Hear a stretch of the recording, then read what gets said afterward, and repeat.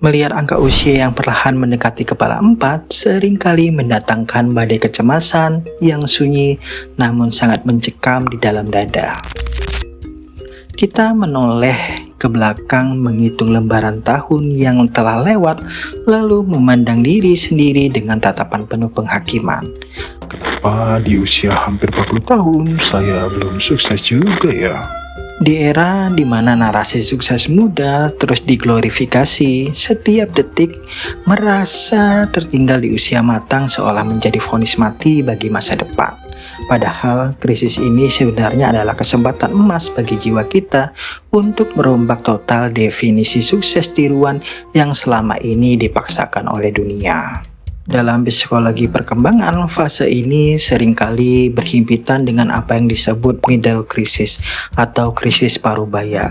Ini adalah periode di mana manusia secara alami mulai mempertanyakan makna eksistensinya, mengevaluasi pencapaian hidup, dan menghadapi kenyataan antara mimpi masa muda dengan realitas hari ini. Penderitaan batin yang hebat di fase ini umumnya bukan lahir karena kita benar-benar tidak memiliki apa-apa, melainkan karena kita terus membandingkan lini masa hidup kita yang unik dengan potret keberhasilan orang lain yang tampak berkilau di permukaan.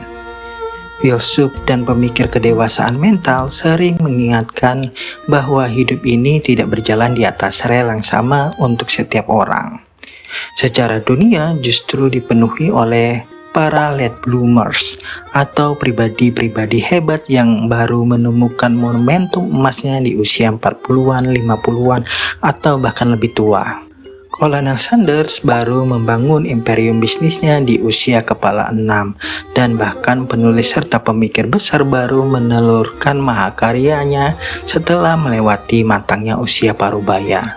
Usia sebelum 40 tahun seringkali hanyalah fase pembakaran dan pengumpulan bahan baku, tempat di mana kita ditempa oleh kegagalan dan dikuliti oleh ego dan diajarkan tentang kerendahan hati. Menghadapi usia hampir 40 tahun dengan kedewasaan emosional berarti kamu harus berani melakukan rekonsiliasi dengan masa lalumu. Berhenti meratapi keputusan-keputusan salah atau waktu yang terbuang di masa lalu, karena itu adalah harga yang harus kamu bayar untuk membeli kebijaksanaan hari ini. Pria dan perempuan yang matang tidak lagi mengejar kesuksesan superficial yang hanya bertujuan untuk memukau orang lain.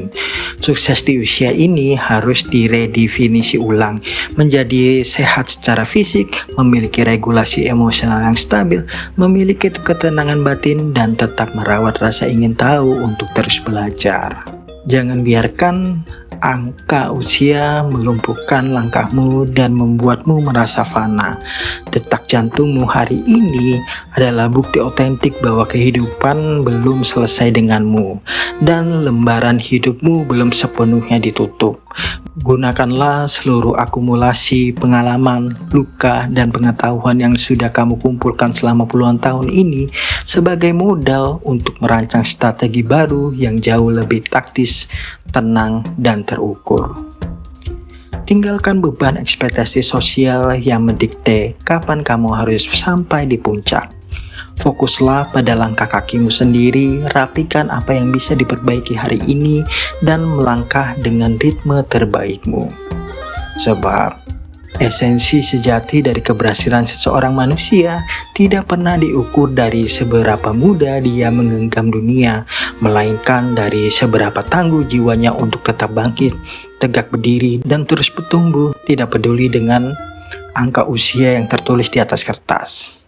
Sampai jumpa di catatan berikutnya.